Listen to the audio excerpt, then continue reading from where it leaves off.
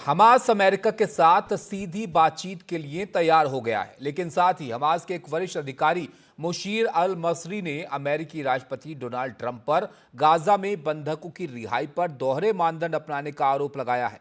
Trump ने हाल ही में Hamas को आखिरी चेतावनी देते हुए कहा था कि बंधकों को और शवों को तुरंत रिहा किया जाए, वरना कोई भी जिंदा नहीं बचेगा।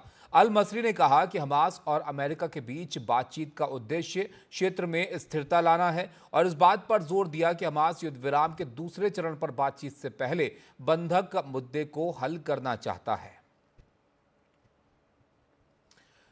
उमा हमारे साथ जुड़े, हमारे सहयोगी। उमा, बताइए, हमास किस तरह की बातचीत की उम्मीद अमेरिका से कर रहा है?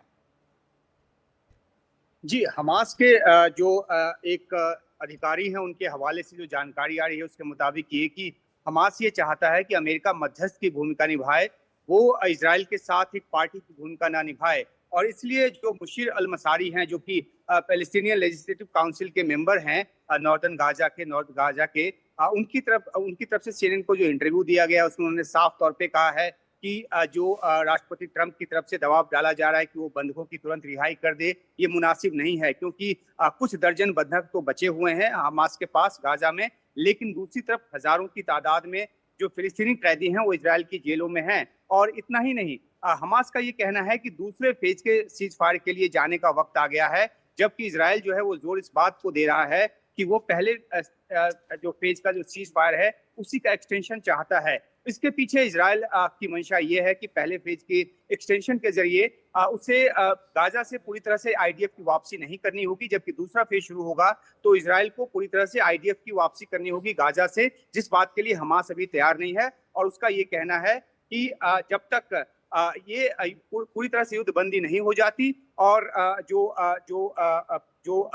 जिन शर्तों के साथ 3 सूत्री फ्रेमवर्क बना था उस पर इजराइल चलता नजर नहीं आता, तब तक ये जो समझौता है वो नहीं हो सकता। तो अमेरिका पे सीधा सा आरोप है हमास का कि वो एक मध्यस्थ से अधिक एक पार्टी की भूमिका निभा रहा है और वो इजराइल के साथ अलाइन कर रहा है। तो ऐसे में इस बात की उम्मीद कम बच जाती है। एक और बात है कि जो एक जी। अमेरिकन जो इजरायली है वो हमास के कब्जे में है और अमेरिका चाहता है उसकी रिहाई। 4 जो है वो मृतक बंधक हमास के पास हैं। कुल 12 अमेरिकी इजरायली जो हैं वो बंधक बनाए गए थे 7 अक्टूबर को। तो ये भी एक बड़ा मुद्दा है जिसकी वजह से अमेरिका का दबाव, राष्ट्रपति ट्रंप का दबाव हमास पर है, लेकिन हमास अपनी शर्तों के साथ दूसरे चरण की सीज फायर के लिए जाना चाहता है, जबकि इजराइल अभी भी पहले चरण के सीज फायर को एक्सटेंड करना लेकिन चाहता है। उमा उमा ये बताइए, क्योंकि गाजा में अब हमास के कई जो नेता रहे हैं वो अब खत्म हो चुके हैं और जिस लेवल पर अभी लड़ाई यहाँ पर पहुंच गई है, ऐसे में जो मुशीर अल मसरी हैं, इनकी कितनी अहमियत वहां पर है? और अगर वो चाहते हैं कि अमेरिका मध्यस्थ की भूमिका यहाँ पर आए,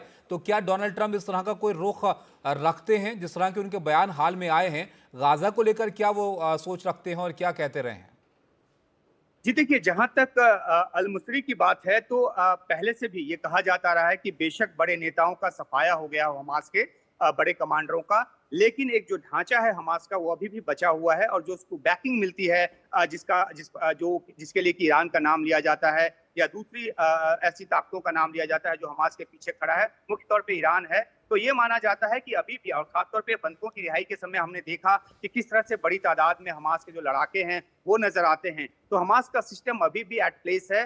उनका जो शीर्ष जो नेतृत्व है, बेशक उनका नाम अभी उतना ज्यादा ना हो, लेकिन वो कहीं ना कहीं से अभी भी कमांड ले रहे हैं। और क्योंकि जो हमास गाजा में है जो नेतृत्व, उसी के पास बंधक हैं, तो ऐसे में बंधकों की रिहाई उन्हीं के हाथ में है। और अमेरिका की जहां तक बात है तो हमास ने सीधे तौर पे कहा है कि वो बातचीत करने के लिए, क्योंकि व्हाइट हाउस ने कंफर्म किया कि वो सीधी बातचीत हमास से कर रहा है, तो उस बातचीत को आगे बढ़ाने को हमास तैयार है, लेकिन उसका सीधा सा कहना है कि अमेरिका मध्यस्थ की भूमिका निभाए और दोनों पक्षों की सुने। हमास, जैसा कि अभी इजराइल ने गाजा में तमाम जो एड है उसको रोक दिया है, एक दबाव डालने की जी। कोशिश कर रहा है। हमास चाहता है कि अमेरिका इजराइल पे दबाव डाले ताकि वो इस तरह के कदम ना उठाए। लेकिन अब यहाँ पर अमेरिका अगर बात करता है यहाँ पर हमास से, उमा, तो क्या ये एक नया एंगल यहाँ पर नहीं हो जाएगा? क्योंकि इजराइल तो ये कहता रहा है कि जब तक हमास का खात्मा नहीं हो जाता है गाजा से, तब तक ये युद्ध जारी रहेगा। जी बिल्कुल, देखिए 1997 में जब अमेरिका ने हमास को आतंकवादी संगठन घोषित किया, अमेरिका की यह पॉलिसी रही कि किसी आतंकी तंजीम के साथ वो बात नहीं करता है।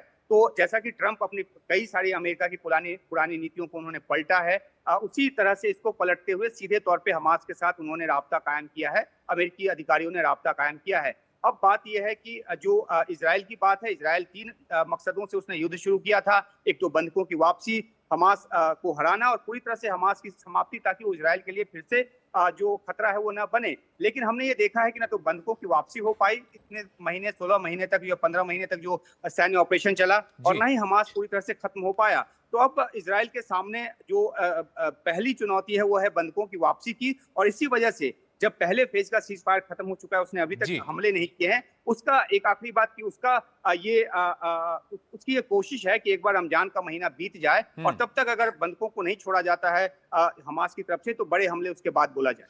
बिल्कुल, जाहिर तौर पर ऐसे में अब सबकी निगाह इस बात पर है कि हमास ट्रंप की यहाँ पर सीधी बातचीत होगी, और अगर होगी ये बातचीत तो क्या कोई हल निकलेगा इस मसले का। ये बहुत महत्वपूर्ण है जो डेवलपमेंट यहाँ पर हमास को लेकर ये सामने आया है।